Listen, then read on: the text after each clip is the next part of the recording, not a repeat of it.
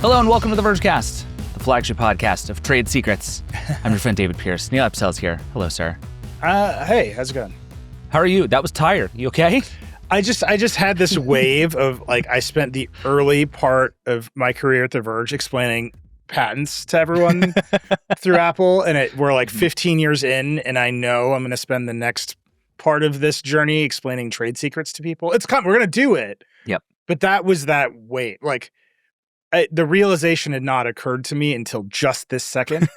And we're going to emotionally process that together as a family over the next 90 minutes. You really had a literal, visceral reaction to the phrase trade secrets just then. That was really great. We did copyright. We did patents. I know.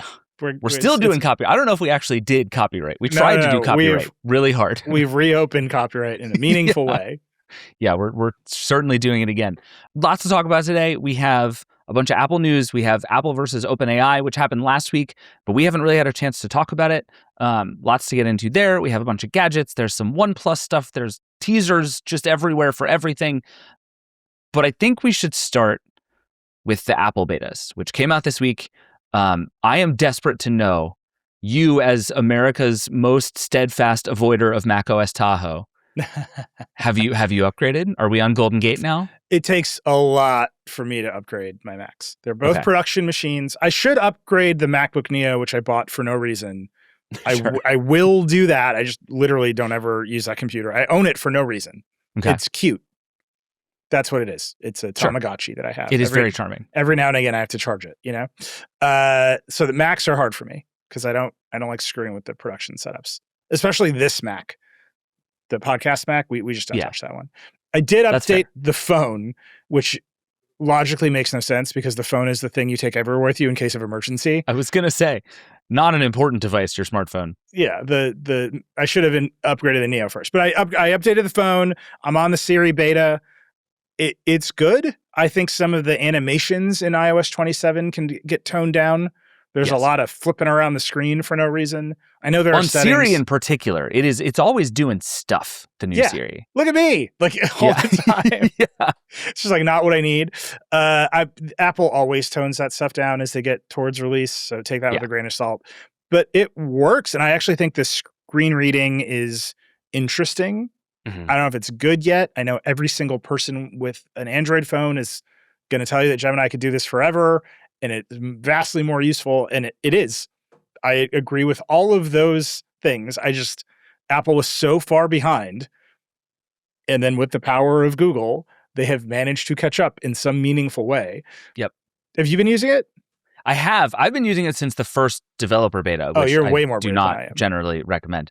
I've had a really interesting experience with Siri AI in particular, which is that it has felt sort of like all of these new LLM-based smart home systems in that the ceiling of what they can do has gone way up, right?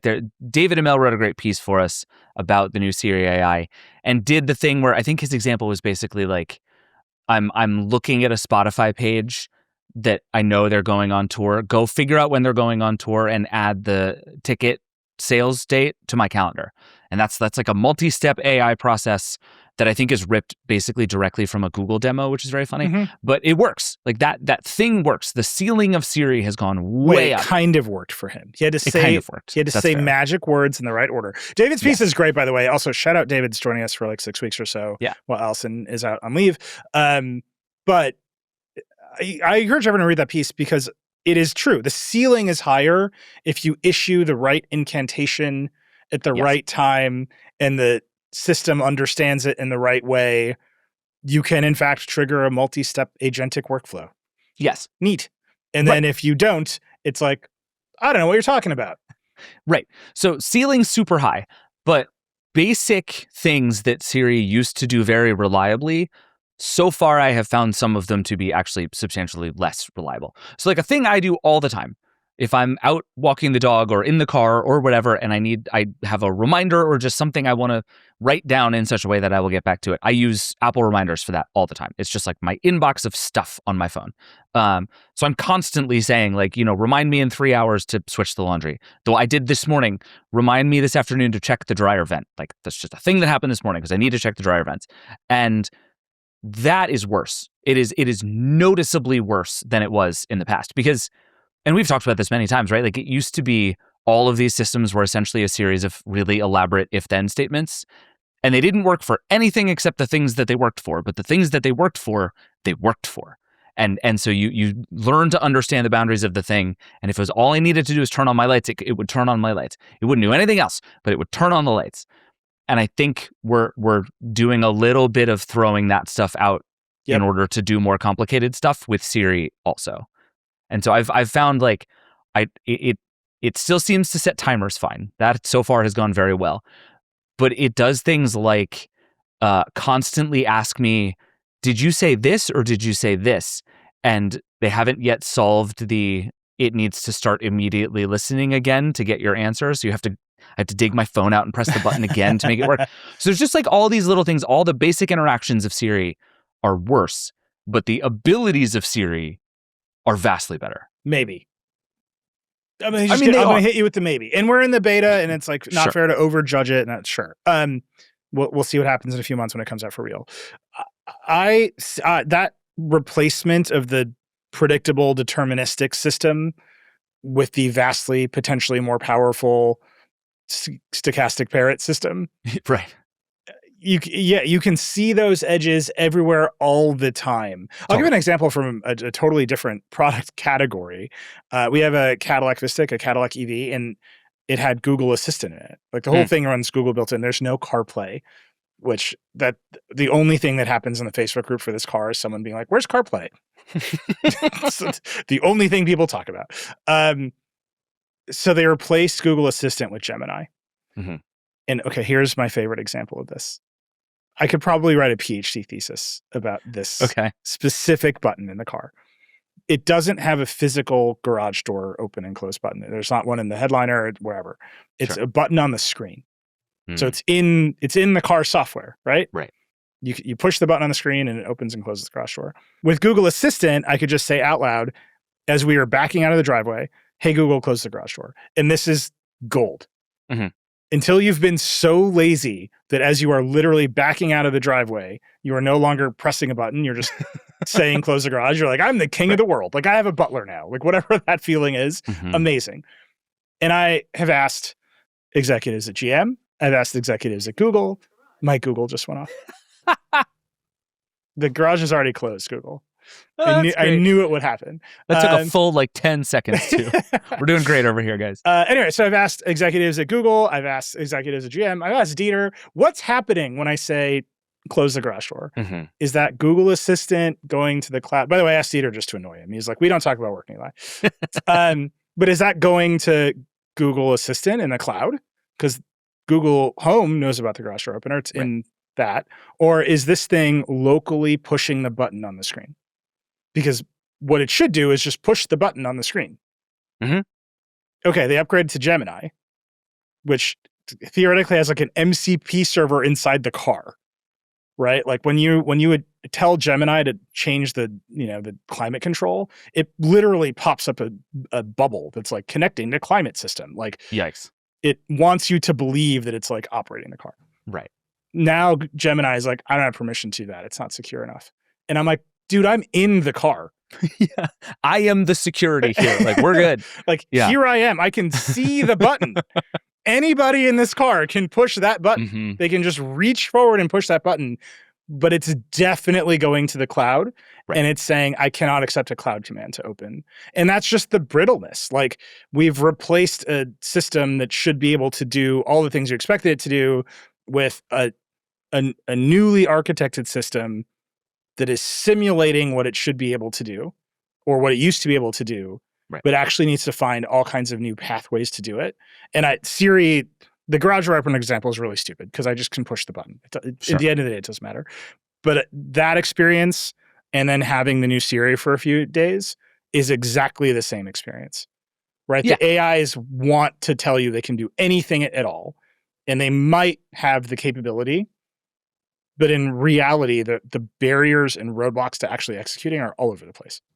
Yeah, I think that's right. And in a funny way, it is not all that different from the very beginning early experience people had with Siri like a generation ago, where there's a set of things that you're like, oh my God, I can't believe it could do that. That is like sincerely moments of that is incredible. And it, like, Siri has done for me some personal context stuff where it knows what's on my phone and it can find things in my email and it can find things in, like, I can be like, oh, what's the door code for the Airbnb I'm staying at this weekend? And it just goes and finds that and tells it to me. And that is incredible. Like, that's a literal thing I did and it worked and it's awesome. But for every one of those, I say, remind me to check the dryer vents. And it goes, did you say call the Laura friends? And I'm like, no, I didn't. I super didn't, Siri. Like, what are we doing?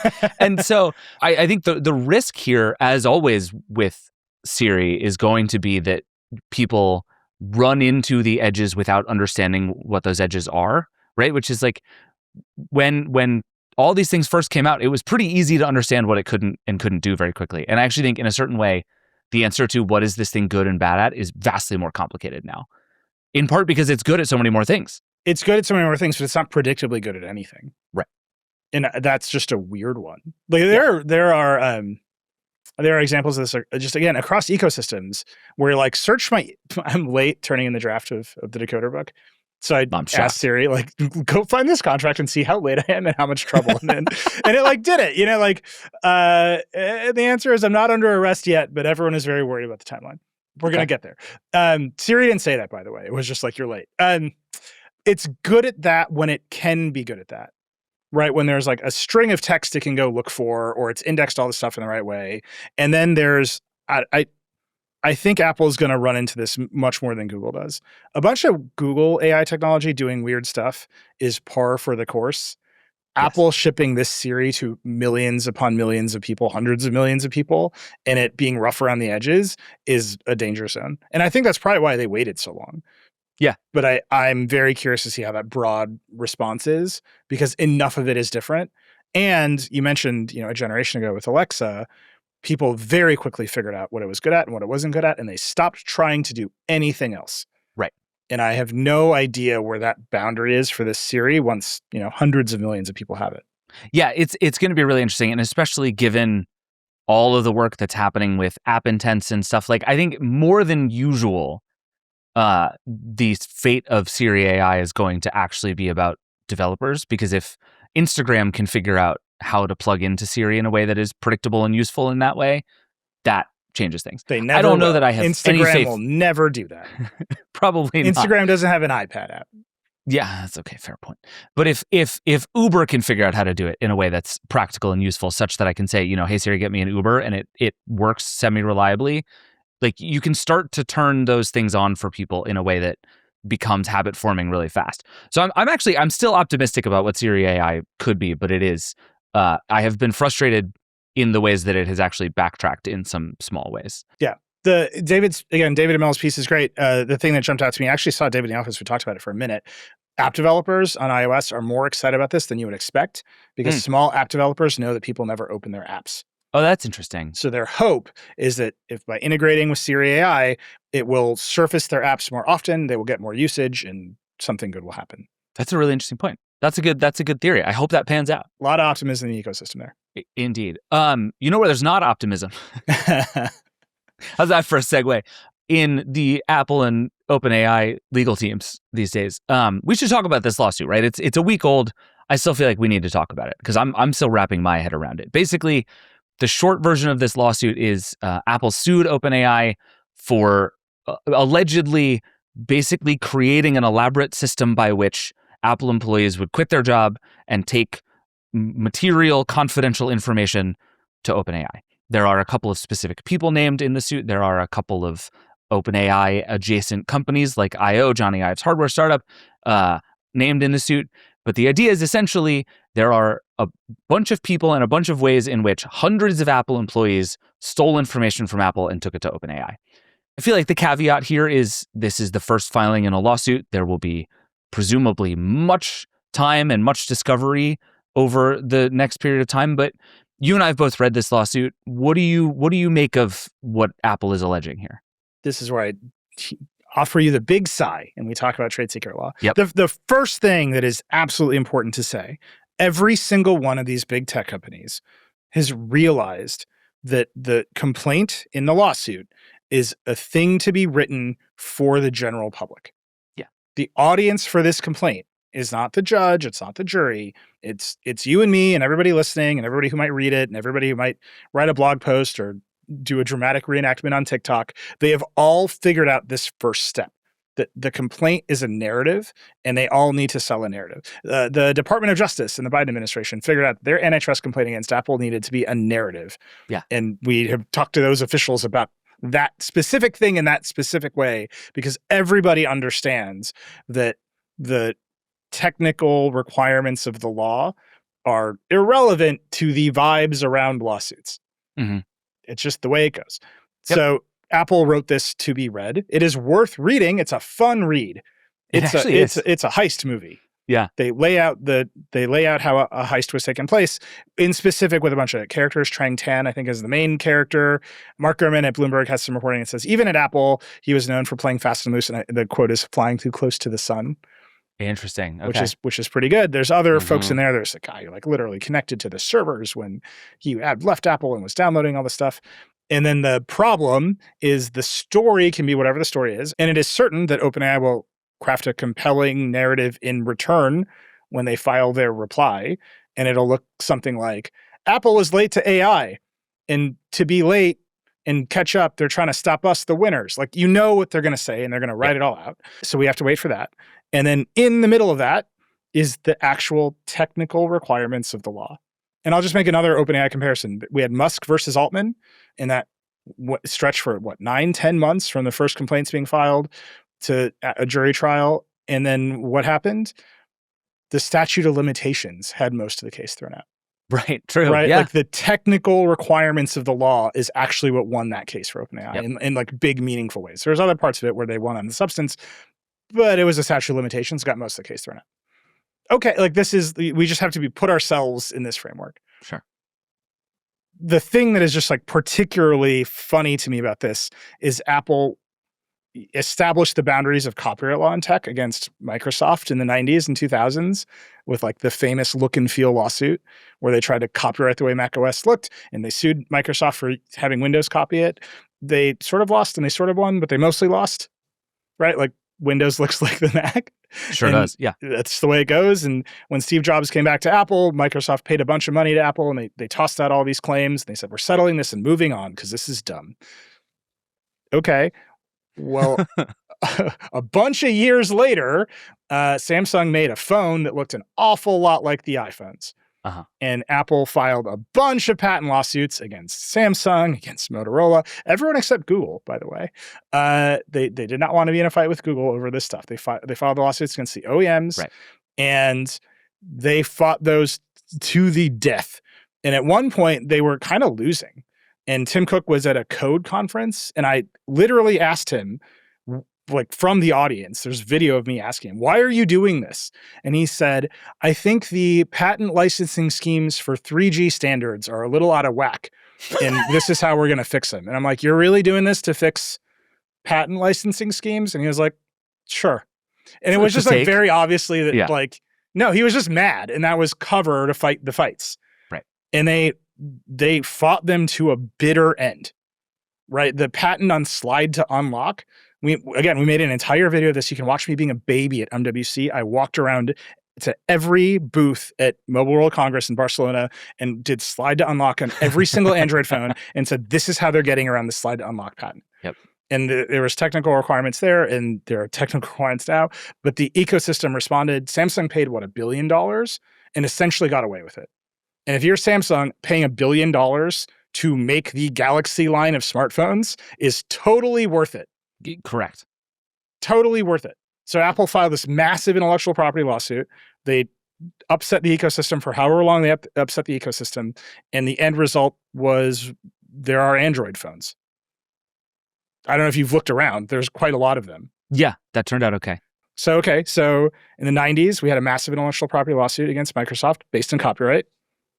I'll point out Windows and Microsoft continue to exist.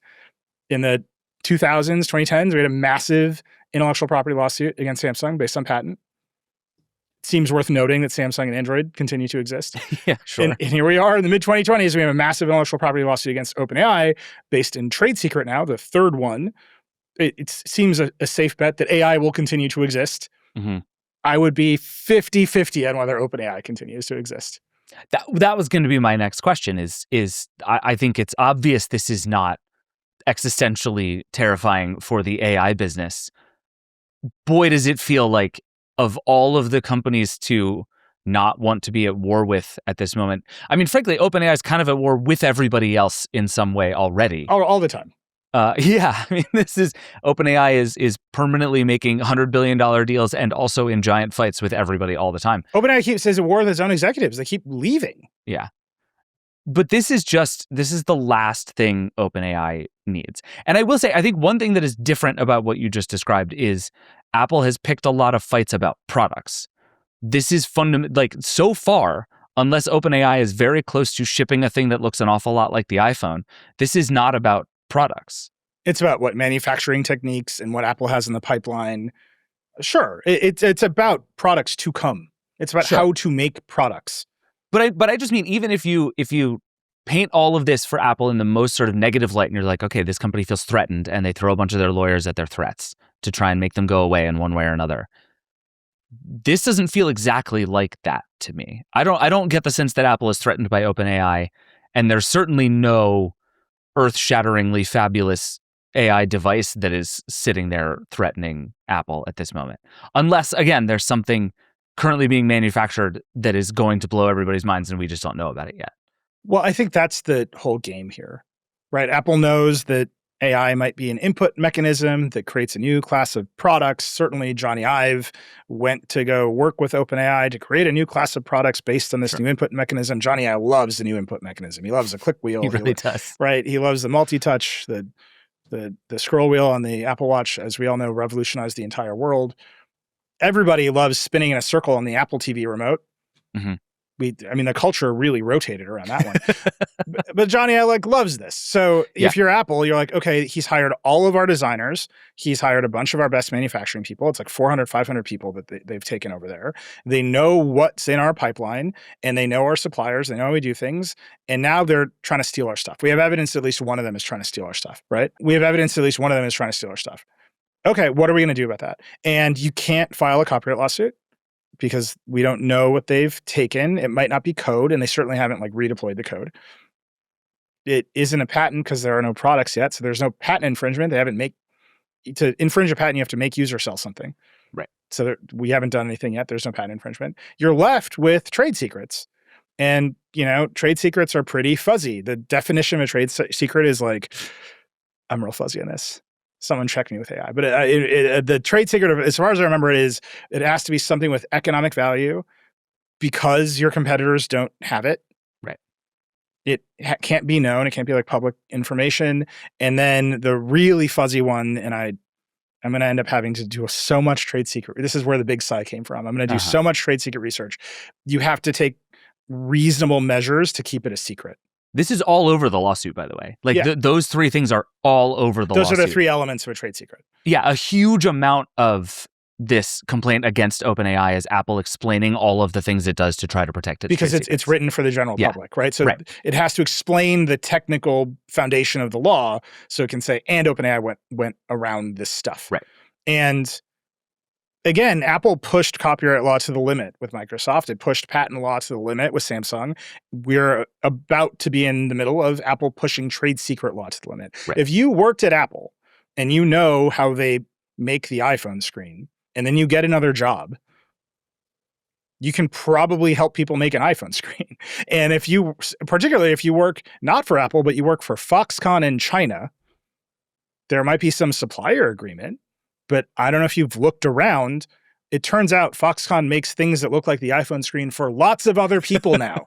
Because that is the entire Chinese manufacturing ecosystem and supply chain. Yeah. And there's books about it. Right? Apple in China is at Patrick McGee? Mm-hmm. There's literally books about it. Yep. You can go read it. And you're like, this is just going to happen to Apple, whether they sue OpenAI or not. So again, the lawsuit is great to read. I just look at Apple being like, they're going to bring everything to bear to push the cutting edge of trade secret law in their direction. And other big companies that made a lot of money were able to essentially fight them to a draw. Yeah. OpenAI is not a big company. It issues a new memo about needing to focus and calling a code red every 6 weeks on the dot when another executive leaves. Yes. And its revenue model is totally uncertain. And up until now, the revenue model has been, we're going to compete with Google and search in the consumer market, and we're going to put out a bunch of new devices to compete with Apple by hiring Johnny Ive, the guy who made Apple devices what they are, to compete with Apple in the consumer space. And Apple's like, what if we killed you? So you really think it's that simple? This is Apple essentially trying to kill OpenAI in the cradle? I think Apple hates anything being stolen. I think sure. The things aren't being stolen by Foxconn or an ecosystem of Chinese companies. They're being stolen by an American company that poached its most well-known design executive, who then poached a bunch of other stuff. And it is like deep in the DNA of that company to have an emotional response to that. Like over and over, if you take some information out of Apple Park, that is maybe the thing that is most likely to quickly bring the full bear of that company down upon you. Yeah. I mean, they are absolutely nuts about security. I left my jacket at Apple Park at WWDC in one part of the thing, and I wanted to just walk from where I was back to the seat I was in. And they're like, we're going to have to send 4 people with you. And I was like, it's a path. Like, I can just see the path. Yeah. And I just left the jacket there. I was like, this is too much production for me to find a $15 probably the right call denim jacket I bought 10 years ago. And I was like, I just don't want to do this. But that's where Apple is. Just to put it in that framework, the merits of the case are not in this complaint. The merits of the case won't be in OpenAI's reply. It'll be in this long process we're about to go through. There's also a lot of reaction so far that has said this in trade secrets term is a relatively benign set of trade secrets accusations. But is Apple going to turn the heat up all the way and get themselves in front of a jury and be like, we're at Apple, the company you love. Here's OpenAI, a company in the AI industry which all of you hate, and which is foundationally built on unauthorized taking of information. And Apple's the company where artists love to show off how they use Macs to make the songs you've always loved the most. Hey, did you know this music video was shot entirely on iPhone? Look, you know what's going to happen here. Yeah. Apple's going to bring the full weight of its cultural capital to bear on OpenAI as a proxy for how much stuff the AI industry has taken from people without compensation or permission. And whether or not it's a benign set of trade secrets, or whether it's the full catalog of YouTube music on behalf of Suno, OpenAI is going to stand for all of it in this lawsuit. Interesting. So would you handicap this as likely to go to ground in a real way? Like, is this the kind of thing somebody writes a check and it all goes away? Or is Apple gunning for, we want to do this in public? If OpenAI had a lick of sense, it would write a check and make this go away. I agree with that. But does Apple want a check? Right. Does Apple need a check? Does Apple trust OpenAI to keep the promises it's making as it hands over said check? No. So, I think OpenAI does not want to write that check. They want to prove that they did nothing wrong, because probably they also have the same view of this, which is this is just the normal course of business. Yeah. Right? We hired a bunch of people and said, what are you working on? What do you know? Do you know how to make an AI gadget? Because we don't, right? And they're gonna want to fight this to the end. I mean, to be fair, do you know how to make an AI gadget bring us parts from the office to your job interview? Not a normal course of doing business, if that is in fact what happened. Look, I've been running a small AI hardware startup on the side, and I'm not saying I didn't try it. Listen, it's good getting if you can get away with it. You know what I mean? Rather, unfortunately, I've only talked to people who used to work at Humane, so a bit of a problem. But yeah, I think they're gonna take this one to ground.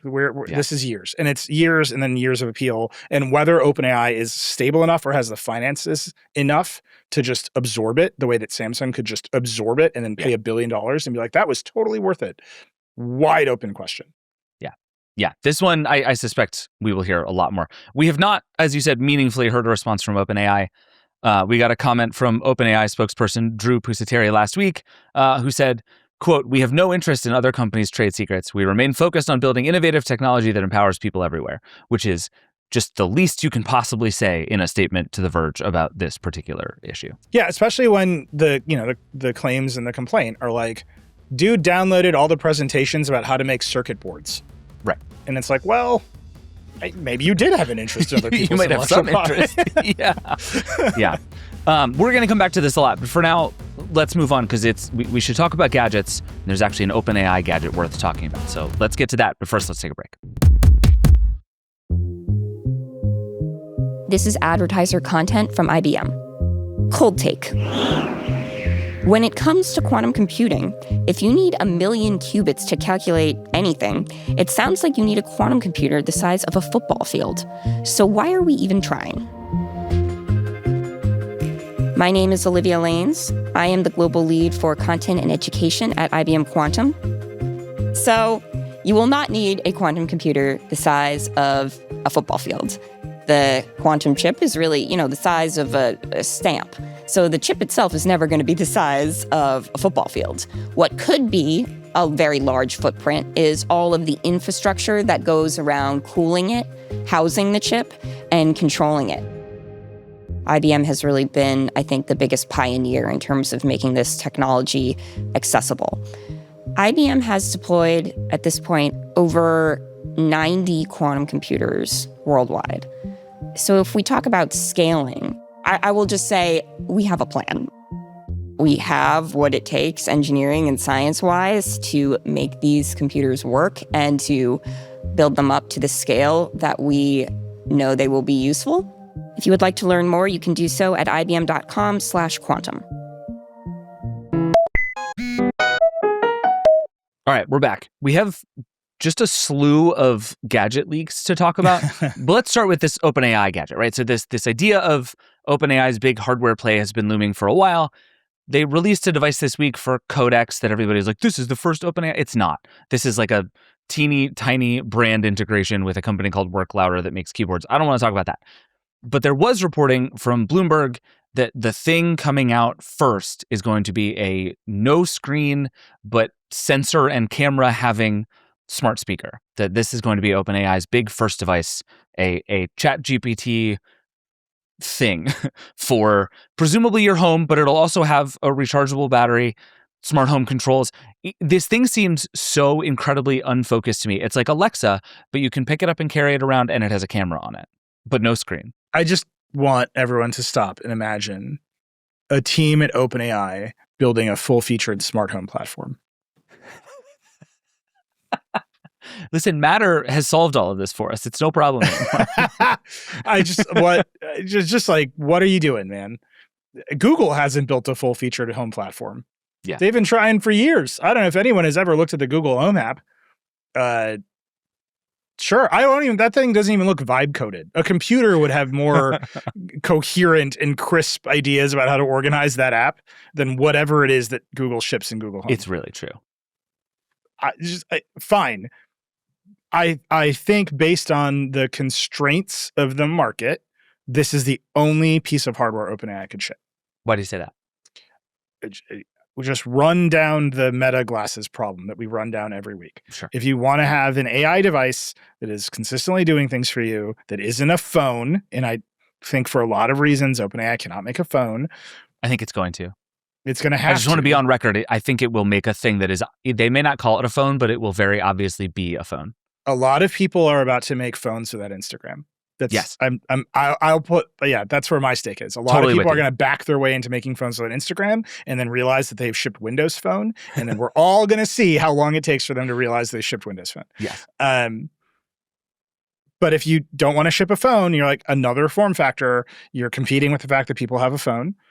You have to be smaller than a phone, which means you need less battery, but you still need connectivity, which means you still need a data plan, which means you still need to run that battery down. You still need to decide what happens locally, or if your device is useless without a connection of any kind, which means you need to put processing in RAM and whatever. Your costs have already begun to skyrocket, and now you're OnePlus and you've gone out of business in the United States. It's just anything that moves is hard for that reason, especially if you want to put cameras and sensors and all that other stuff on. Totally. So of course we're going to take it home, plug it into the wall, absolutely reduce the challenges of mobility, let whatever processor run as hot as it might need to run so it can do whatever it needs to do locally, and have a fixed connection over your Wi-Fi to OpenAI servers, which at least now is solved. Yeah. Right? The connectivity issue is solved. If your Wi-Fi goes down, everyone knows nothing works, right? But I'm on a plane, my device is useless, unacceptable. Sure. Okay, now we've made an Alexa. right? We've made an Alexa device or HomePod or whatever, and then you've got to build the ecosystem around it that does all the other stuff around it, including the smart home ecosystem, because of course you want to turn off the lights and play music, which are the number one and number two things people do on these devices. Yep. Oh, set a timer, and unclear if ChatGPT can reliably count to 100, let alone set a timer that operates consistently. So here we go. Like this is the only solution, and whether or not the ChatGPT platform is being built to work in this environment, in these constraints, and solve these problems, or whether they are totally focused on writing code and revamping the entire Mac app to be focused on writing code and whatever healthcare initiative they're doing. This is a lot of spaghetti to throw at the wall. Yes. And there's no chance that any OpenAI engineer has been tasked with build a full-featured smart home platform that can compete with Apple Home, Google Home, Alexa, and Home Assistant, which will be every nerd's fallback for this, and is happy about it. Right? And if you're an OpenAI engineer and you're like, I work at the hottest startup on earth, and they're like, make the lights turn on and off, go deal with the Matter implementation. Like, I quit. Like, I'm going to go work at Anthropic like everybody else. I think this existing next to what they've been doing to the ChatGPT app is super fascinating to me, because the new ChatGPT app, the so-called super app, is trash. Everybody hates it. It's poorly designed. It doesn't run well. It took a native app and made it a non-native app. Like, it sucks. It is universally disliked as an attempt to put all of these things together. Yet again, OpenAI demonstrating it has lots of ability to make very good frontier models and absolutely no product sense. Like, this company just cannot figure out how to put this technology in front of people in a way that they like. The only thing it has done is copy Claude a couple of times. Claude Code worked, and they said, oh, we'll do Codex, and that worked. Like, there's just not a lot of evidence that this company knows how to figure out these new kinds of things that you're talking about. But the thing that is so interesting about that app is it kind of deprecates chat. It is very Codex centric, the new ChatGPT app. And the idea that they're leaning into, okay, we think our technology is for tools, right? This is not a thing to hang out with. We're getting past it's novel to talk to a chatbot phase, and that just burns money anyway. Let's give enterprises enterprise tools. That is clearly the business for this company. That's the business for all of these companies, at least for now and possibly forever. So then to put that next to this, the only thing I can think of is, like, we talk a lot about New York versus California, right? I think if you are in or near the OpenAI offices, it might be very possible to convince yourself that a lot of people do just want to sit and talk to their agents all day. That, like, this is a thing that is running rampant around startups all over Silicon Valley. The idea of that being something mainstream enough to be a really sort of meaningful hardware play seems dead wrong to me. Yeah, it's just it's the same as Siri. It's brittle. Yeah. So if your whole idea is to make a beautiful piece of hardware and it will have great far field microphones and whatever we're going to do with the battery to make it portable around your house, and then the core technology in the back end is ChatGPT is there. Well, everyone already knows how that thing is going to work. Like, but I don't have to describe it to you. It's going to be broken in very specific ways. Yes. And then when you're like, why'd you do that? It's going to be like, oh my God, you're so right. You know, like, that's a great point. Yeah. Right. Like, you can just put your phone on the table and have this experience today. Yes. We have these things. Like, everybody who is like, oh, it's an Alexa. We have Alexas. People have this experience. We have a decade of this experience, and people play music and they set timers. And I think what even Google and Amazon have run into over the last 12 months is the idea that we're going to plug an LLM into it and suddenly unlock vast new kinds of consumer behavior is not happening. It's just not happening. It's actually slightly worse at turning on the lights. It can answer more complicated questions. That's great. So as a sort of simple information retrieval tool, great, fine. ChatGPT is not going to win that particular game. It's also less sophisticated in its hardware than Google, because Google's been at this a longer time. So, like, what race is there to win unless you assume there is this giant group of people out there who desperately want an easier way to talk to ChatGPT all day? And I just don't think that exists. Well, they do, but they think it's their girlfriend. Kevin Roos, come on down. I'm sorry, buddy. We are friends. I'm just, he knows I tell the joke. I mean, maybe everyone's going to think we're being overly cynical. I'm confident we'll get those notes from people who think we're being overly cynical. That cynicism is probably born of the fact that we started The Verge at the dawn of the smartphone revolution. And the questions about this new class of devices are exactly the same questions about new smartphone platforms and new operating systems, but maybe with slightly different applications. So when the Juju tablet came out. Oh, God. Remember the Juju tablet? Of course. The Crunch Pad. Uh-huh. No one remembers this stuff. It ran a thing called Fusion OS, and it was going to be a revolution. And boy, did that cause a lot of problems for us as Gadget reviewers, including one threatened lawsuit. And we would say, are you going to build an email client? Is your email client going to be as good as Gmail? Right? Because I'm not going to switch away from Gmail as my email provider. Right. And Google made native apps for the other phones. Is your email client going to be as good as Google's native client? Because they're not going to ship a client for your dumb idea. And then these products would die. And you would run into, are you going to build an email client? It suddenly becomes this like defining question for a new generation of smartphones. Okay. Are you going to have Instagram? Hate it or love it. Not having Instagram killed Windows Phone. People would get those phones and they would say, there's this app I want. And it wouldn't be there. Yeah. And Microsoft spent a lot of money on app developers. They tried to bribe what at the time was known as Facebook into making an Instagram client. And they just didn't do it. They had no interest in this. And then nobody wanted a Windows Phone. Palm Pre, like down the line, right? Like all these things killed new smartphone platforms over and over and over again because they could not meet the table stakes. I'm telling you, for this class of devices, can you turn the lights on in the kitchen?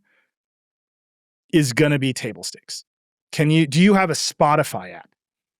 Do you have a Spotify integration that reliably works? Yeah. And if I don't have Spotify, do you have Apple Music? And if I don't have Apple Music, do you have YouTube Music? And if I am an insane person, do you have Tidal?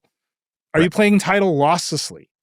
I have a Sonos system. Can you play Tidal over my Sonos system? Because you're an all-powerful AGI robot, and all these devices are on my network, and you have my credentials, and I expect you to just do it. And the answer in every case is going to be no one at OpenAI wants to work on these problems.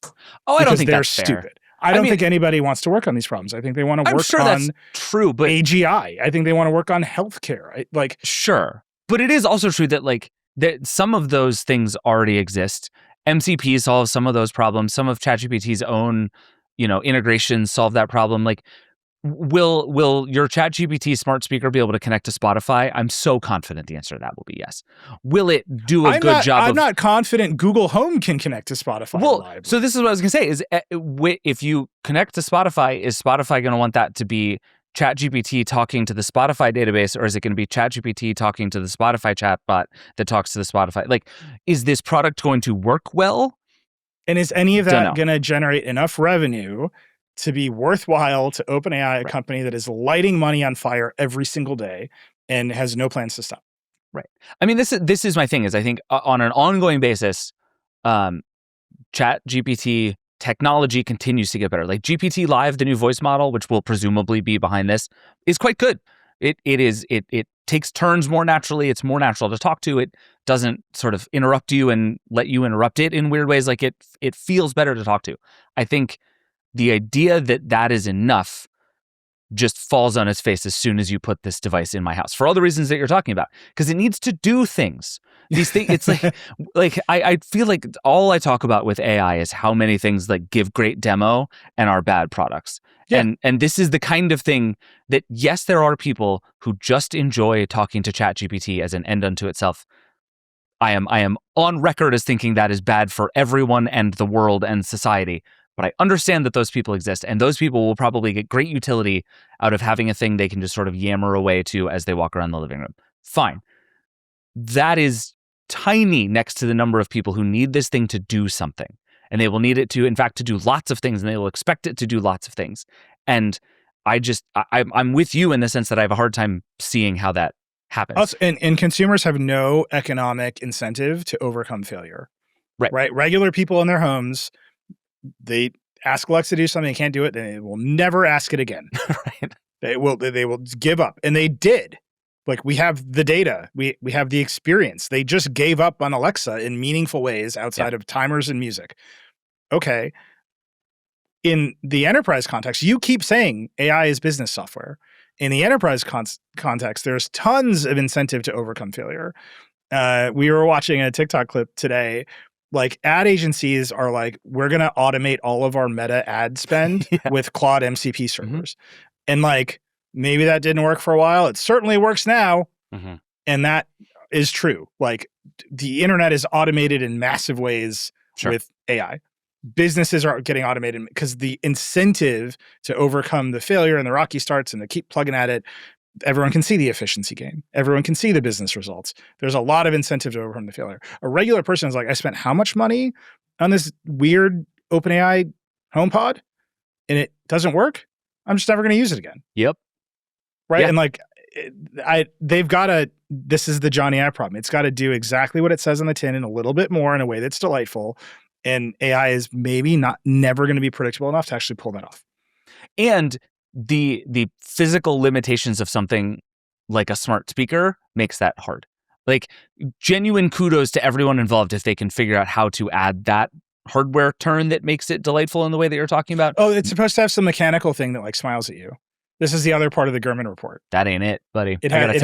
It has some mechanical, it's unclear what it is, but there's some part of it that moves in response to you to like make it have emotions. No, thank you. ChatGPT doesn't have emotions. Never, ever. A lot of people disagree with you on that one, my friend. They're wrong. Let's move on. Claude loves me. What are you talking about? All right. No one else does, but Claude does. It thinks all of my ideas are great. And you're right to call that out. I've been looking at this the wrong way. Let's start from the basics. Honestly, here's what I recommend, Nilay. All right, let's move on. That's enough AI gadgets for one day. Wait, can I say one more thing? I had Claude write an email to my solar panel installers about the thing that went wrong, and I read it, and I was like, they will come to my house and tear the solar panels down before they address what I was in this email. Yep, that sounds right. Yeah, that's sometime we should talk about the AI tools that write email drafts and the deeply terrifying things they have taught me about myself. But that's for another day. Two more gadget things we should talk about. One very quick. Have you looked at the pixel colors? The pixels, as they always do, have leaked to absolute death. Of course. There's a bunch of new Pixel phone colors in particular. I feel like, have never really been a phone color guy. No, I've got an orange iPhone. It's just in a gray case. Well, yeah. You're like, I feel like in general, this was the only one worth buying this year. Oh, 100%. I mean, I bought the green one, which is also terrific. But the orange is on the Pro was fabulous. But I just want you to look at these pixel colors and tell me if they do anything for you. Oh, I like this pink a lot. Yeah, Google's really going for it this year. There's a pink. There are a couple of shades of green. It's hibiscus. It's pink. There's a green, there's a black, there's a light blue or like a greenish blue that's called fog that I quite like. I can't say, you should say all these names. No. There's olive, there's fog, frost, canyon, which is also known as dune. No. Pistachio. I wrote a story recently about the Google Home speaker. And I got a request from a comms person at Google who, in this particular case, I won't name, who asked me to change the reference where I called it red to its official name, which is berry. And I said, no, thank you. I will not do that because it's red. It's not, berry is not a color. Red is a color. Berries do come in a variety of colors. Yeah, they sure do. But stupid names aside, these colors look great. They do look great. Like I'm into this. I think a pink phone genuinely might really happen. I'm psyched about this. This is finally the thing that will make it switch to a Pixel 11. This was it the Nexus 5 that came in that red color? Ugh. Yeah, it's like orangey red. We had so many arguments in the office about whether it was orange or red. And if I remember correctly, Josh Polsky was very much it's red and I was very much it's orange. I think I would, if memory serves, I would be on team red on that one. Yeah. But either way, that phone was hot and this one kind of looks like it has the same thing going. It's got some vibe. I like it. But the other actual news we should talk about on this front is the OnePlus news from this week. OnePlus essentially announced that it is done attempting to sell phones in the US and Europe. And actually, there's been some reporting that this is just the beginning, that OnePlus is in the process of pulling out of everywhere except for China. We've been covering this company for the entirety of its existence. And there was a time at which OnePlus seemed like it had a shot to be a really powerful upstart brand in the phone market. And it just never quite happened. What do you make of this complete sort of retreat from OnePlus right now?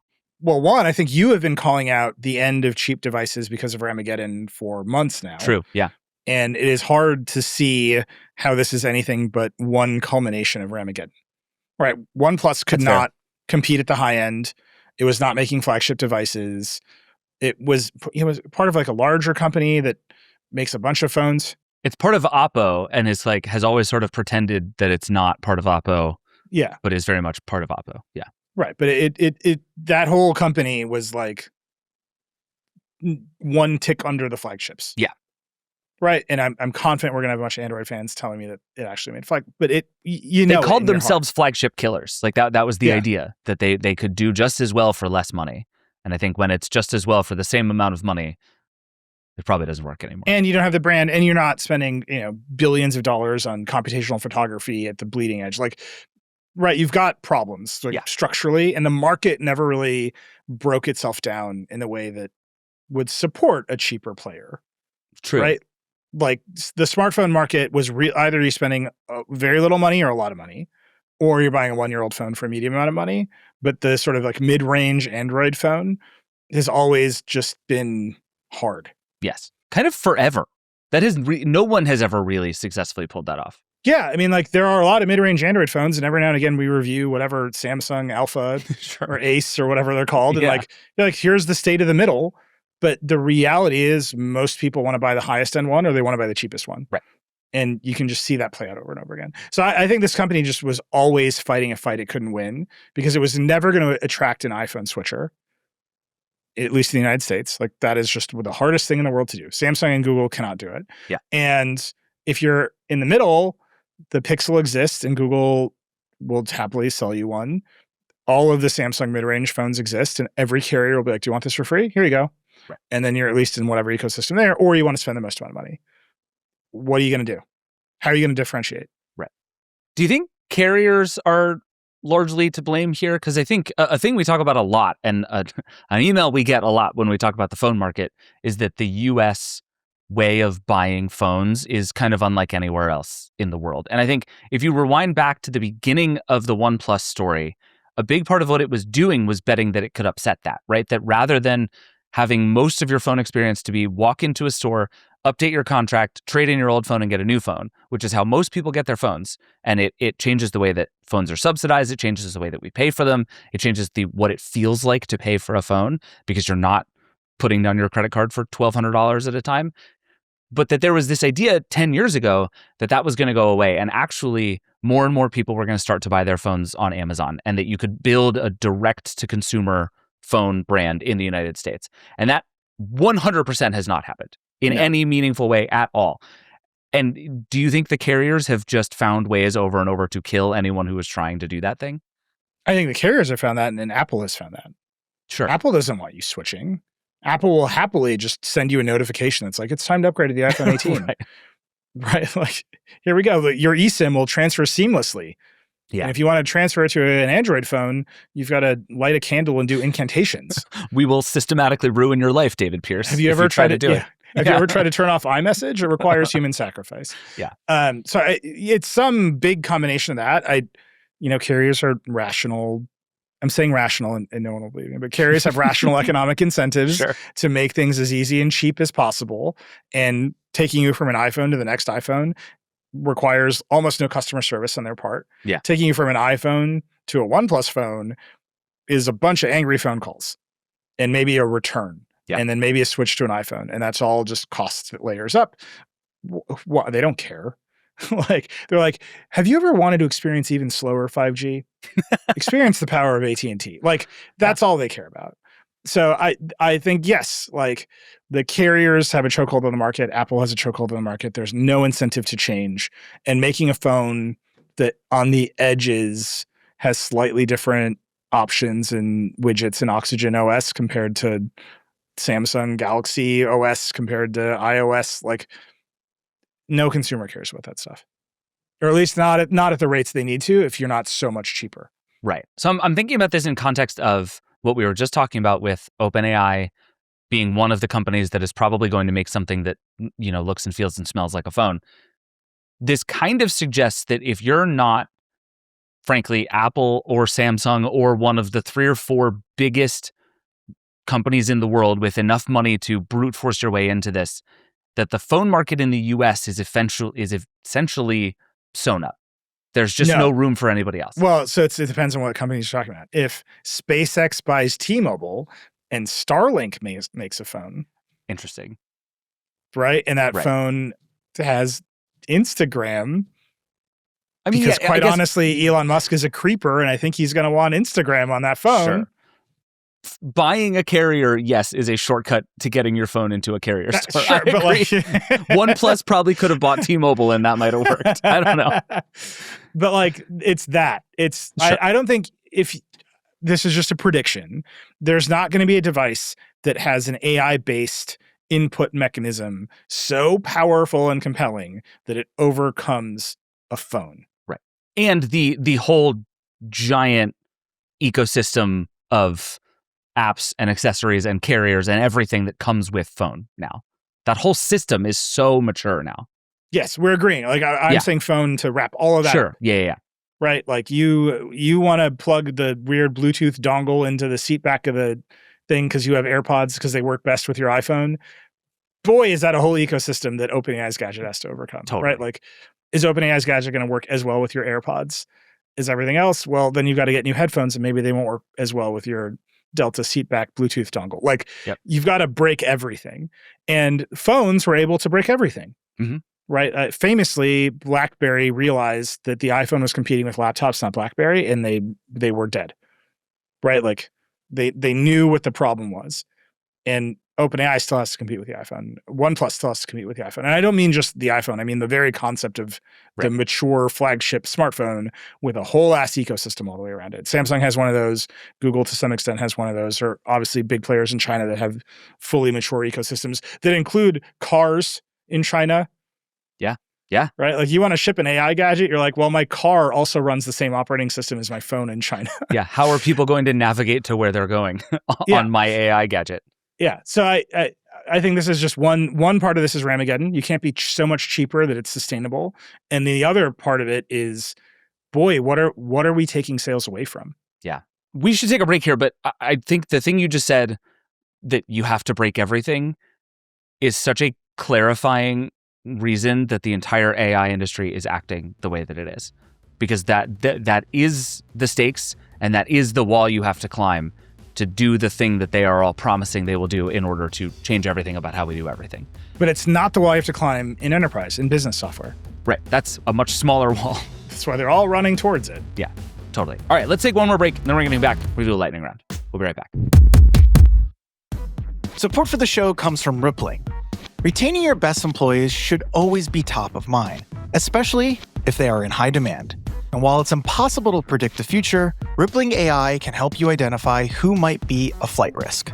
That's because Rippling AI is built on your live global workforce data, giving you full visibility into your business and the ability to stay ahead of the curve. Say you want to retain top talent, just ask Rippling AI, who are my top performers this year? And instantly receive a workforce report highlighting your top employees with supporting data like recent performance reviews and engagement metrics. But it doesn't stop there. Rippling AI can turn these insights into a proposed retention strategy, including a recommended 10% spot bonus for top performers. All you have to do is tap confirm, and the spot bonus is added to next month's pay run. So don't settle for AI that's all talk. Head to rippling.ai/Verge and get AI that turns insight into action.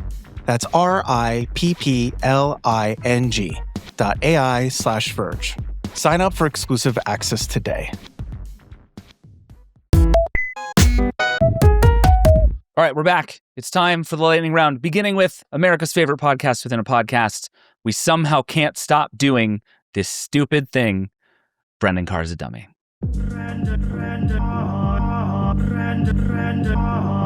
Is it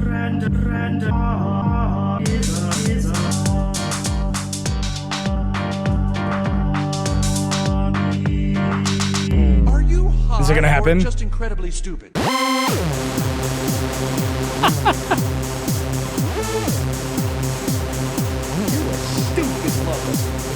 Welcome back, dummy.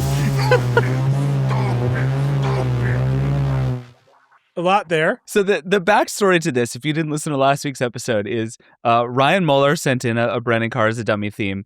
Nilay was very rude to him because it sounded like this was the build to a drop and there was no drop. Ryan resubmitted a drop, and Travis, our producer, that was the drop. Travis agreed that we need to play the whole thing. I mean, So, that was quite a drop. Ryan's back. I think Ryan has righted the ship here. We're okay now. Some real elements of Prince's bat dance in there. I want to just call that out. Yep. Quite a drop. It was something. I'm feeling things right now. What did Brendan do this week, Nilay? I'm still coming down. Honestly. This is all so much more than Brendan deserves. But it's okay. We do it for ourselves and for each other. I'm going to be so paranoid tomorrow. Okay. So you understand what I'm talking about. Okay. He did a lot of dumb stuff this week. Let's start with the basics. Okay. Is it dumb to take bribes as a public official, David? Yeah, generally, yes. This is a trick question? Okay. Yeah. All right. Brendan took what amounts to $125,000 bribe. There's no other way to say it. So Paramount and CBS were merging as part of that whole family dynamic. Mm-hmm. This needed to pass FCC review because CBS owns a bunch of broadcast stations. And during all this, both Brendan and another FCC commissioner, Olivia Trusty, who's also a Republican, accepted tickets to various galas at the Kennedy Center. Olivia Trusty's tickets gifted to her by Paramount were worth more than $12,000, according to ethics disclosure records obtained by ProPublica. Brendan's private skybox with Paramount CEO David Ellison and other Paramount and CBS executives, $125,000 a ticket. So that's a $250,000. This is all happening as they're, in theory, debating whether to let this merger happen. Yes. So in normal times, just the fact that Brendan is there in the skybox would be a huge scandal. Yes. Just for $0. Just his existence in the room with this man at this time, huge scandal. Yes. And yet here we are. If you'll remember, there was like a scandal when like Clinton got a haircut on like the tarmac of Air Force One. Like it doesn't, there was a time when the appearance of a conflict of interest would be a scandal, even if no such conflict existed. Right. And by the way, that's the standard for most public officials and lawyers. When you take the bar exam and you have to do the professional ethics exam, the thing that you learn is anything that creates the appearance of a conflict of interest is against the rules, because the appearance is what undermines trust in the system. That is gone broadly over the past decade. And now the standard from the Trump administration and Trump family is, we're telling you we're doing bribes, so that's okay. It's all out in the open. I mean, you literally hear them say this all the time. Yeah. Oh, yeah. It's all out in the open, so it's fine.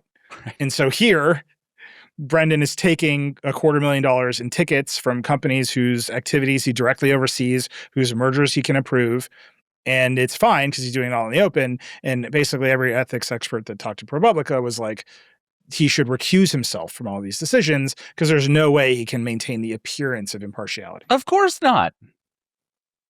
There's a lawyer, they quoted, an ethics lawyer from the White House Treasury Department and the SEC during the presidencies of H.W. Bush, Clinton, George W. Bush, and Barack Obama. And she goes, "This is shocking. Pretty disturbing." That's what I would say. I don't understand what they were thinking. This is somebody who would know, I would say. Yeah. Is about as qualified as you could possibly be on this particular subject. Yeah, so obviously Paramount Warner Brothers merger is still under review. There's an antitrust review of that. We'll come to that. There's more of that to come. Okay. But here, Brendan just took bribes because he's a dummy and he doesn't understand that taking bribes creates the appearance, if not the actual conflict of interest from which he is supposed to recuse himself from. Oh, I don't think that gives Brendan enough credit. I think he might know those things. He just doesn't care one teeny tiny bit. Again, the standard has moved from the appearance of a conflict to what if we did bribes out in the open? What if you brought Brendan coin? That's where we are. Okay, the other thing, which is worth talking about because we have brought it up a bunch, is the FCC is fast coming up on a vote, which may or may not be illegal unto itself, about whether individual companies can own more than 39% of broadcast licenses in an area, which is a rule enshrined by Congress that Brendan thinks he can just overcome with a vote. Yeah.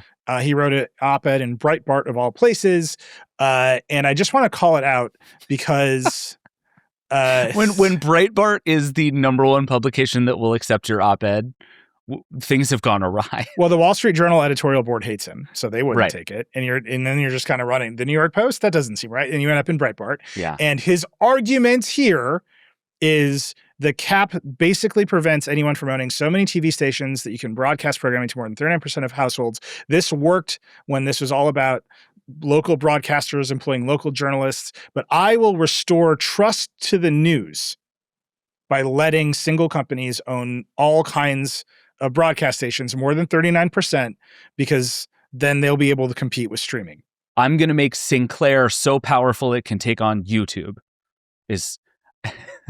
I, Brendan Carr, am going to make Sinclair so powerful that competition will reign. See what I mean? This is the argument. I'm just going to read it. Today, the broadcast cap is not protecting local broadcasters, is preventing them from gaining the same scale that their competitors are free to enjoy. It's doing the opposite of what the FCC intended. I don't know if you have looked around. No one can compete with YouTube or TikTok or Instagram. In fact, on this show, we've talked about Netflix beginning to panic and turn itself into YouTube because these things have massive scale, and the cost structures of those platforms are utterly dependent on an army of teenagers working for free, something that all of us are forced to ignore every time we talk about these businesses. Yep. Because if you point it out, everyone gets really squirrely about the fact that they're probably doomed in the long run because they have to pay to make things. You can make the broadcasters as big as you want. You can have one guy own every broadcast station in the country. And we're rapidly heading that direction, it appears. They still have to pay the news anchors. Yeah. And probably what they're going to do is stop paying them and have AI read you the local news. And that still won't restore trust in the news. And that still won't let them compete with YouTube, which again enjoys the greatest business model in world history, which is having an army of teenagers make everything for free. I find myself in this segment from time to time trying to sort of piece a bunch of Brendan Carr logic together. And it makes my head spin because you can't possibly hold all of these ideas in your head at the same time. And I've come to realize that, he doesn't. he holds no ideas in his head at any time. There's only one idea in his head, which is toting up to power and using the government's ability to restrain speech or consolidate speech to his own advantage. And I'm telling you, all of this is a trial balloon for regulating speech on the internet. He is finding the ways to use the FCC's power or grow the FCC's power. In this case, casting a vote that will override a provision in a law passed by Congress in order to say, I have more authority over the speech that is transmitted to you. And his argument here, when it comes to broadcast news, our country could do with a little less Hollywood and a little more local reporting from communities across the countries. What is the mechanism that letting a monopoly run by private equity own more TV stations will create more jobs for local reporters? Can you draw a line from one thing to the next thing? No, the actual answer we know for sure would be precisely 180 degrees the opposite of what he's describing. Yes. More programming will be nationalized. Completely decorporatize all of this. That's the answer. And in fact, he's going to just happily create the opposite of what he says he's about to create. Anyway, you can the comment periods and all these things are open. The votes are open. This is your government. You can talk to it. He can't stop you yet. I encourage you to leave the comments. I encourage you to tell Brendan, one, bribes are bad, and two, overcoming these rules and not looking at the real problem, which is massive consolidation across all of our media, a little short-sighted. He's a dummy and he won't get it, and it's in his own interest to never get it. But Brendan, if you want to come and actually make an argument in a real journalistic forum, not the op-ed pages of Breitbart.com, you're welcome to come on this show. You're welcome to come on Decoder. We can call Rupert and see if he'll let us duke it out in the editorial pages of Wall Street Journal. That'd be fun. the only place where Rupert Murdoch and I are on the same side. At least when it comes to this. Very little else, but when it comes to this. Anyhow, that has been Brendan Carr's Dummy, America's favorite podcast within a podcast. Brendan Carr is a dummy. So I have a lightning round item, which is that I have an emoji I need to tell you about. And I'm actually curious, before we get into this, do you have a sort of all-purpose emoji that is like how you react to most things? Okay, I have two, but they're rude. Okay. Perfect. Okay. I use green checkmark a lot, which is just the rudest emoji. It is. That's very... Yep. Ugh. Just, yep. Ugh. It's great. That's like a thumbs up, but ruder. I switched from the thumbs up to green checkmark, and every time I send it, I start laughing because that has such putting a period at the end of your text message energy using the green. Oh, I don't like that at all. This has come to an end. That's the signal that I'm trying to send, and I send it without any remorse. Okay. That is actually a pretty good case, because a thing that is very hard to do is to say, this conversation is over. Like, we have accomplished all of our goals. I love you. I hope you're great. Let's not talk anymore. It's very hard to do. That's the green right. check mark gets it done. That's what I'm saying. Check. And then you just turn off your video and you're gone. See what I did there? It's amazing. It's really good. Works every time. That's really good. Okay. So there's that. Uh-huh. And then melting face is just the classic. Sure. You got to go melting face. That is probably the single most communicative emoji that exists. Mine is the raised hands. I use the raised hands emoji for everything. That's pretty good. Raised hands is got it. Raised hands is thanks. Raised hands is awesome. Raised hands just accomplishes many of my goals. But there's a new one called cracked face that I think is going to potentially replace a lot of emojis for a lot of people. So Unicode put out a bunch of new emojis, as they want to do. The emoji making process is sort of fascinating. We'll go into that another time. But one of the new emojis is called cracking face. And it is precisely what it sounds like. It's a yellow smiling face with a sort of gentle smile. It's like the slightly smiling face emoji, but it is cracking all over. Okay. And I think that can mean just about anything you would like it to mean. I look at cracking face as a perfect replacement for melting face, which is like, oh God, everything is terrible. Cracking face is also kind of like cracking face could also mean it could replace the skull dead emoji. This is a very good, very powerful all-purpose emoji that I'm really excited about. I would say, as our company goes through what can only be described as a divorce, I would have used cracking face almost every single day this week. Yeah, yes. It just, to me, this cracking face is just kind of it's all too much emoji. Yeah. That's just like, I can't even in an emoji is the cracked face. And I'm pretty excited about it. Also, if you look at our quick post and then you accidentally click on cracking face, it zooms out at you as the picture expand. And then you can do it one more time to zoom again. And it's pretty good as a thing that's just sort of coming at you. Yeah. It looks a little like the Thing from the Fantastic Four, if that does references any for anybody. There are a bunch of new emoji coming. There's a butterfly. There are some sideways thumbs, which is also a very funny conversation ender possibility.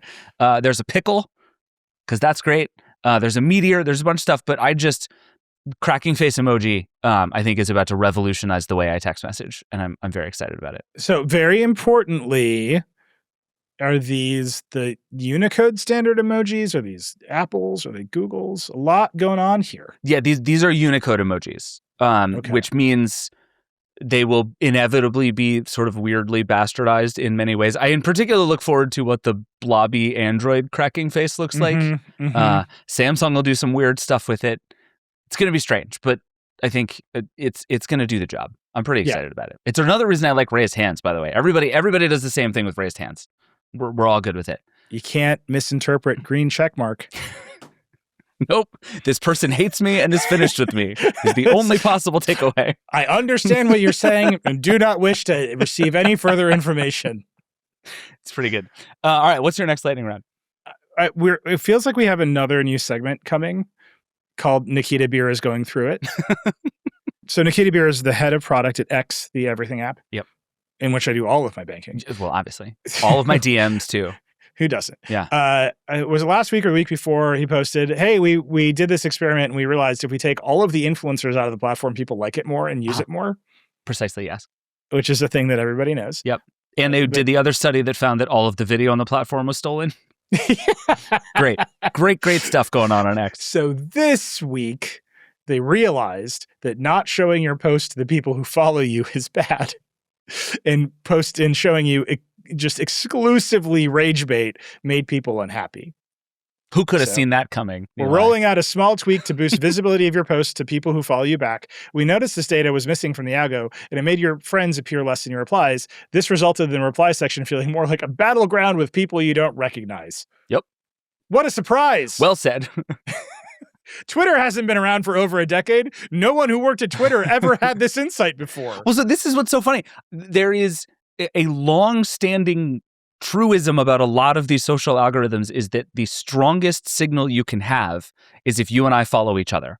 Yeah. Like it signifies so many positives about our interests, about our relationship, about the overlap between us. Like if you and I being mutuals is such a powerful signal. And X was just like, who cares? Well, first of all, they fired everybody. So everybody who knew how anything worked is gone from Twitter, which is now X, the everything app. The phrase "we noticed this data was missing from the algo" is very funny. Deeply, deeply hilarious. No one has looked in 4 years, and now we finally looked. There are like entire teams at Twitter that were like entirely focused on this. They fired them all. They reset the algorithm, and they realized purely prioritizing engagement led you to bad outcomes. And then in particular with X, the everything app that you can pay to be verified and have a rev share, letting those people run wild to make as much money as they want resulted in a site that was bad and overrun by Nazis. And now Nikita Beer every week is slowly rolling it back. He's slowly rediscovering things that people who worked at Twitter for ages and ages knew. Again, I will say this as many times as we need to say this. Criticism of the current administration at X is in no way praise for the people who ran Twitter, who mostly failed and ran a bad company. So bad, in fact, that Elon Musk could show up and say, "Can I pay some money for it?" And the board of directors had no response. They're like, "Well, that's better than anything we can think of." And they walked away. Mm-hmm. So again, criticism of the Elon administration in no way praise for the previous administration. But I do know a lot of people worked at Twitter thinking about how to make the site feel good in order to drive growth. X made it feel bad, and their business has essentially collapsed. Yep. And we know this because it's part of SpaceX now, and SpaceX is a public company, and we could read it in the S-1 filings.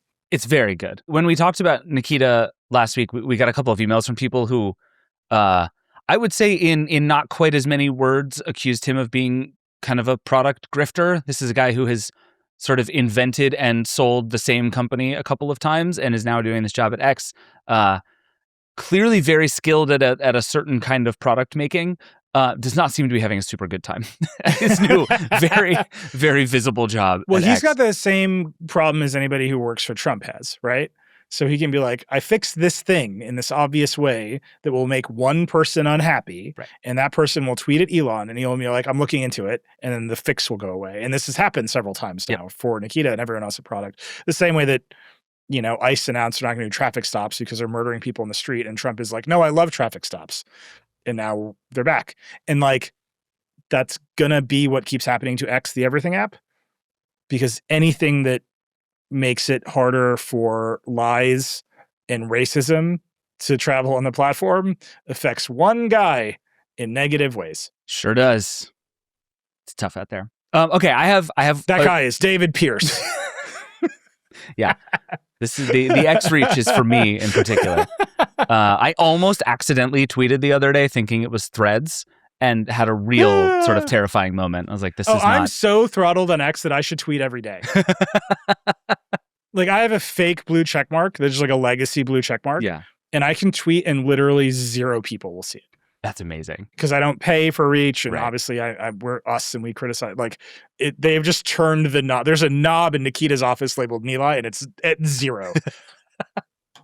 That's kind of nice, actually. It's like keeping a journal. There's a part of me that just wants to just start tweeting every day. Like as much as I can. Yeah. It's pretty good. I have a blog post to tell you about. Okay. From a new Substacker apparently. Sure. Just brand new Substack from Demis Hassabis. Oh, sure, yeah. The Nobel Prize winning CEO of Google DeepMind is now mostly a Substacker. He wrote a blog post this week about basically a framework for how to regulate frontier AI models and calling for collaboration between the government and these labs to really make sure we can all handle this responsibly as AGI comes. I don't care about any of that. I just need to read you a sentence that is going to cause you emotional pain. Are you ready for this? Yeah. Okay. This is from the first paragraph of this blog post. When we look back on this time in the decades to come, I think we will realize we were standing in the foothills of the Singularity, nothing less than the dawning of a new age for humanity. Does that sound familiar to you, my friend? That's his line. That's his move. This is a thing now. He said this at I.O. You had what I can only call just a full-on crash out about it. And then he decided that was a bar. I should keep using that. so we're doing the foothills of the Singularity now. This is a thing, Nilay. So is the Singularity a mountain? Foothills implies that we're like among the mountain, right? We're among the foothills. Right, because the foothills were already going up a little bit, right? But there's more to come. I'm asking this because a phrase that AI researchers love to use right now is hill climbing. Yeah. Like we had Mustafa Suleyman from Microsoft on Decoder, and I was like, are we getting there? And he's like, well, we're seeing the hill climbing. And so I wonder if Demis is like, well, that must mean we're in the foothills. We're climbing the hill to get to the mountain. We're doing hill climbing. I hate hill climbing has a definition. I'm sure all the AI people are going to tell me exactly what it is. I'm just saying, I think one word led to another word. Yes. And now we're just saying it over and over again. But the implication here, by the way, is that the Singularity is nigh. Yes. And that we should regulate AI before it kills us all, which is doomerism. And it is just Google can't do doomerism the same way Anthropic can do doomerism. Like I don't think they have the credibility to do doomerism. Like if Google woke up tomorrow and was like, we're afraid we're going to kill everyone, that would have a very different valence than like Anthropic's whole deal. Do you know what I mean? The don't be evil company becomes the don't kill everyone company. You know what I mean? Like, and everyone would be like, but you run YouTube. Like, what are you going to, should you stop? Like, right. Like, should you stop the internet economy for a minute before you kill us all? Whereas Anthropic is like, Fable is so powerful that we stopped it. Like, everyone's like, cool. Like, can Claude still do stuff? And they're like, yeah, because that's our only business. Yeah. There is some of that energy in this blog post that it's basically like, please regulate us because we don't know how and we won't. And we need you to tell us what is and isn't okay so that we don't have to figure that out for ourselves because we are in the foothills of the Singularity. Again, which it just really implies they're going to kill us all. I can't. It really does. And by the way, Google will not really tell you what the Singularity is. Like I've asked Sundar Pichai and he's like, Demis and I argue about that all the time. And I'm like, did you come to a conclusion? You can go watch that interview. It's unclear. Yeah. Mustafa is like, there's a difference between AGI and the Singularity and superintelligence. You can watch him try to parse that. Unclear what it means to be in the foothills of the Singularity. Yep. And also seems bad. Just this week, a researcher at DeepMind published a lengthy essay being like, every promise that Google made when they bought DeepMind to not do military applications is gone, is wiped out. And in the middle of this essay, which we will link to, he says the LLMs still hallucinate and are still brittle in knowable ways, and it's not clear if we're going to get from here to there. Yep. That's not the foothills of the Singularity. No. And in fact, the truth of whether or not the LLMs can actually get there, whether all of this hill climbing will result in a model that remembers things in a meaningful way and doesn't just have like huge context windows, up for grabs. Yeah. Completely up for grabs. And I still think the answer is no.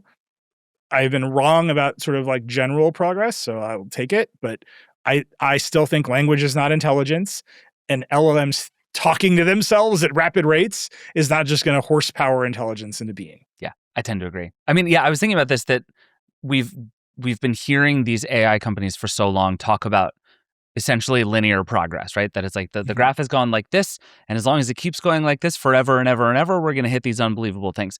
And I think frankly, the graph has gone like this longer than either you or I would have predicted a couple of years ago. Sure. That still does not in any way suggest that we're due for another century of that kind of progress. Look, I know a lot of people who talk a lot. They don't get smarter. That's in fact, we get dumber generally as this podcast goes along. Speaking of which, do you have one more you want to do before we get out of here? Very quickly, I just want to play this clip. We mentioned Paramount earlier. The states now have sued. A bunch of states have sued Paramount to block the Warner merger. Their lead trial counsel was on CNBC. I just want to play this clip. This is Jeffrey Kessler, the lead trial counselor for Paramount Skydance, responding to the lawsuit from 12 state attorneys general, saying that this would be anti-competitive. This is an antitrust case. To stop a merger, the merger has to be anti-competitive. This merger is pro-competitive. Anybody who knows the entertainment industry knows it is in deep trouble. Linear television is in deep trouble because of streaming and because of cord cutting. Theatrical is in deep trouble because of the advent of streaming and what it has done. This merger is designed to make a stronger linear television company, to make a stronger theatrical producer, and to create a true competitor in streaming that could go toe-to-toe with a Netflix or a Disney or a Prime. All right, David. I'm just dying for you to react to that. I mean, this is the same argument as we should make Sinclair very powerful so it can take on YouTube. It's interesting that Brendan Carr was in David Ellison's box for $250,000, huh? Yeah, you and I have spent a lot of time over the years, you more than me, railing it against all of the times that somebody has acquired Time Warner in order to go compete in one way or another, and they end up laying off a bunch of people and it always fails. We have tried this thing. Like, even if the logic of what he just said held, and it doesn't, to be super clear, we've literally run that theory to ground over and over and over and over and over under every Republican administration we've ever had in this country. We have done that many times, and it never works. We're going to take two shitty companies and it's going to make one great company is literally not how it works. I do just want to focus on the things he said were in decline. So first, he's like, everything's fucked. Right?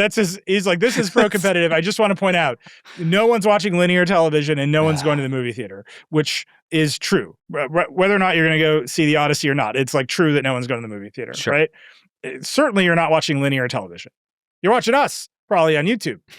This is the problem. We deliver our content to YouTube for effectively free. The army of teenagers is just looming over all of this, and no one can say it. He didn't say YouTube and TikTok, right? He said Netflix and Disney and Prime. But the problem is that TikTok doesn't pay anyone for the content on their platform, and people like it better than the garbage on Paramount Plus. Mm-hmm. What are you going to do with that? You're going to buy Batman? Is Batman going to fix it? It's so nonsense because no one can just say the thing that is killing them out loud. Instagram doesn't pay for content. Right. So our business model is effed because they pay high rates. And I would like more artists and filmmakers and the people who play the violin in the background of the Christopher Nolan movies. I want all those people to get paid lots and lots of money to make art. But none of these companies can look at the problem that they have, which is their competitors, their actual competitors, the apps on your phone that you actually open, do not pay for content. And none of them have an answer to it except we should buy more stuff. Right. Because that will fix linear television. Right. We're going to make our costs go way up, and that's how we'll compete. Yeah. Just to be 100% on the nose, that was Quibi's argument. Oh, it was. What if we spent way more money? Really, genuinely was Quibi's argument. What if we spent more money on the content and you could see it on your phone? Man, justice for Quibi. They were right. And also the wrongest. I know. But at least Quibi deserved one outrageously overpriced merger before it all fell apart. You know what I mean? Like, if you're going to make all those arguments, you deserve to be acquired for some stupid amount of money before they should have bought it Time all Warner. Collapses. Yes, exactly. And then let it all collapse in By the way it's not. We keep saying Time Warner. It's Warner Brothers Discovery now. It is now. It's still Time Or Warner. as I call it, WB Disco. It's pretty good. That's what they should have called it, to be honest. All right, we should get out of here. Nilay, what's on Decoder this week? So today, as we record on Thursday, everyone should go listen to it. It's the CTO of Proton, Bart Butler. We talked a lot about privacy and building encrypted versions of docs and fighting the EU government. It's really good. Proton's a fascinating company. Super fascinating company. Really enjoyed that conversation. Pushed a lot on the edges of where trust actually comes from. If you're interested in like Apple encryption and all those fights, this episode is like in the weeds of it because he doesn't work at Apple. He works at Proton. He has a way different view, but the problems are all exactly the same. So go listen to that one. And then on Monday, we have Jill Lepore, who is a superstar, talking about her new book, The Rise and Fall of the Artificial State, which is like Verge strike zone. Does this suggest you've read the book? Is it as good as I assume it is? It is very dense. It's very good. If it's the sort of thing that speaks to you, it's very good. But it's very much like if you try to run the country by just measuring everyone and doing opinion polls and like make it autonomous, like if you're just like, yeah, we'll just like measure and do the middle, you like lose what makes the country good. And it's basically a book about measuring and what measuring can't tell you, which is like total Verge strike zone. It's great. I love that. That's going to be fun. Version History, the season finale is this Sunday. It's about the clapper. It is as much fun as we've ever had making an episode of Version History. Also, you and I spent a bunch of this week recording Version History. We've got a whole new season in the can. I think it's the most fun we've ever had doing this show, and we made some very good episodes. So please go subscribe to that. We're like dangerously close to 10,000 subscribers on our still very new YouTube channel. So please, I beg of you, go subscribe to Version History on YouTube with every single one of your bot accounts. That's all I require. I think that's it. That's all the stuff I have, right? It's so much stuff. There's so much stuff. There's a lot We going are going to on. buy Warner Brothers Discovery, and that will let us finally compete with Prime, a company which is owned by Amazon and utterly subsidized by Amazon. Version History Brothers Discovery is coming. A streaming service that flippantly made a movie about Melania Trump in order to get preferential treatment for its giant e-commerce operation. What are we doing? It's really fun to just say the whole sentence. You know what I mean? In addition to subscribing to the Version History YouTube channel, the other thing you should do is subscribe to The Verge. It gets you all of our podcasts ad-free, including this one and Version History and Decoder. It gets you all of our newsletters. It gets you all of our coverage of dumb things that Brendan Carr does. Everything. TheVerge.com/subscribe. Go subscribe. And if you have thoughts, questions, feedback, you want to know what emoji you should use to be as cruel to people as Nilay is, send us an email, vergecast@theverge.com. Call the hotline 866-VERGE11. We love hearing from you. The Vergecast is Verge production and part of the Vox Media Podcast Network. This episode is produced by Josh Kajas, Eric Gomez, Brandon Kiefer, Travis Larchuk, and Aaron LaCasio. We will see you next week. Nilay. Green check mark.